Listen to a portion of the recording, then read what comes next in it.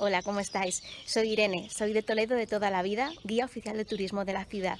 En primer lugar, quería daros las gracias por la gran acogida que han tenido los vídeos anteriores que he subido, ya sabéis, estos tours kilómetro cero. Y hoy tampoco me he podido ir muy lejos de mi casa y he escogido para comentaros el Hospital de Santa Cruz. Veréis, en el siglo XVI Toledo fue una ciudad esplendorosa, una ciudad artística, políticamente muy importante. Sé que nos ha llegado esa fama de ciudad medieval que tiene, pero Toledo también tiene muchísimos otros edificios como este, que son un gran ejemplo del Renacimiento español. Para entender qué hace aquí este edificio es imprescindible saber que en el siglo XVI Toledo era una ciudad esplendorosa, con un gran impulso de la realeza, de la iglesia. No olvidemos que está la catedral primada y sus arzobispos siempre querían dejar su memoria para que todo el mundo la conociera, y una buena forma era las obras pías y también grandes obras de arte, como es esta. Mendoza, para quien no lo conozca, fue arzobispo de Toledo, pero no fue solamente eso. Él fue un gran político, venía de una familia noble de la más alta cuna, pero él no era el heredero principal, es decir, no era el primogénito, era ni más ni menos que el quinto. Así que no estaba destinado a heredar el título nobiliario, como digo. Su carrera, por tanto, fue la eclesiástica, pero no abandonó la política. Él fue la mano derecha de Isabel la Católica. Él estuvo involucrado por supuesto, en la conquista de Granada, en el descubrimiento de América, en la Inquisición.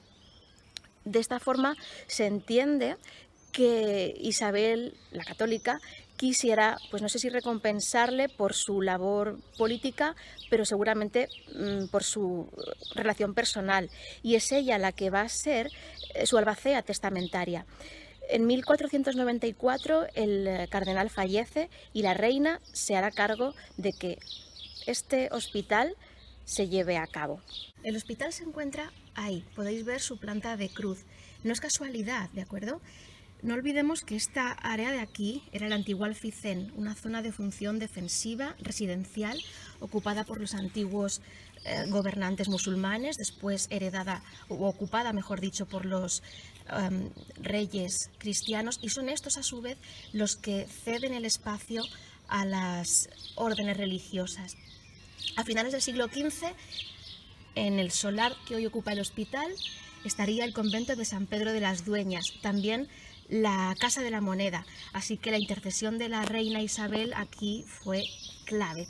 Pero no olvidemos que nos encontramos en este flanco, en el extremo oeste de la ciudad, así que aquí el edificio gozaría de aire puro, de buena ventilación, buena iluminación y, ¿por qué no?, pues también de buenas vistas.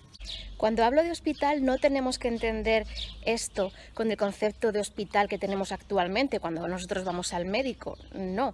Era más bien una institución de beneficencia, un asilo en el que se recogían pobres, menesterosos, cualquier tipo de personas sin beneficio. En concreto el Hospital de Santa Cruz, fue levantado para acoger a niños expósitos, niños abandonados, los llamados niños de la piedra, aquellos que eran abandonados en un pilar frente a la capilla de San Pedro, en la catedral, pero también a niños venidos de toda la diócesis. La primera fase tiene lugar entre los años 1504 y 1514 y la desarrollan los hermanos Antón y Enrique Egas, de origen flamenco. La idea no es suya, estos edificios de planta de cruz ya se venían haciendo desde siglo y medio atrás en Italia. Tampoco es el primero de estas características en España, pero sí que va a ser el ejemplo posterior para otros. En una segunda fase ya interviene un jovencísimo Alonso de Covarrubias entre 1515 y 1535 y será a él al que le debamos la gran influencia en la fachada y en el patio, que hoy no podemos ver, evidentemente. El edificio se clasifica como de estilo plateresco. Esto es una transición entre el gótico y el renacimiento. Tenemos elementos bastante arcaicos todavía, como esta fachada desplazada, no está en el centro como en otros muchos edificios. Fijaos también qué pesadez con tanto muro, muy poquitos vanos, pero el concepto renacentista, el concepto clásico aparece en las formas, las pilastras, estos arcos, las ventanas adinteladas. El nombre de plateresco le viene dado por esta gran profusión de detalles en la decoración que se asemeja a la labor de un platero. Concretamente aquí lo que estamos viendo son una serie de candelieri, de grutescos, toda esta decoración recogida de la antigüedad clásica. A diferencia de otros edificios toledanos, ya veis, está hecho de piedra de sillar, salvo la portada, que es de piedra blanca. Tiene 3 niveles, aquí vemos el primero, que es el acceso, luego ese frontón de vuelta redonda, y en este otro espacio el abrazo de San Joaquín y Santa Ana. El ático ya es posterior. De la portada me gustaría llamar vuestra atención sobre el tímpano. Ahí aparece bien grande una cruz. A su derecha tenemos un personaje femenino. Es Santa Elena, la madre del emperador Constantino. A ella se le atribuye el haber descubierto la verdadera cruz de Cristo. A la izquierda de esta cruz, de rodillas, está el patrono del edificio, el cardenal Mendoza, escoltado por San Pedro. Los 2 personajes de los flancos son 2 pajes que están sosteniendo, en este caso, la mitra, y ese otro, el capelo cardenalicio. Pues rodeando este tímpano, veis que hay diferentes figuras. Quiero llamar vuestra atención sobre la central, la que está arriba del todo. Esa es la caridad. Tenemos las 3 virtudes teologales: fe, esperanza y caridad. Fijaos que es una mujer con 2 niños y no se podía elegir otro personaje mejor para este edificio. El edificio cumple con su papel asistencial hasta 1836, en que se desamortiza, como otros muchos bienes de la Iglesia, y pasa a formar parte de la Junta Municipal de Beneficencia, que tan solo 10 años más tarde lo cede al Colegio General Militar, el precedente de la Academia de Infantería de Toledo.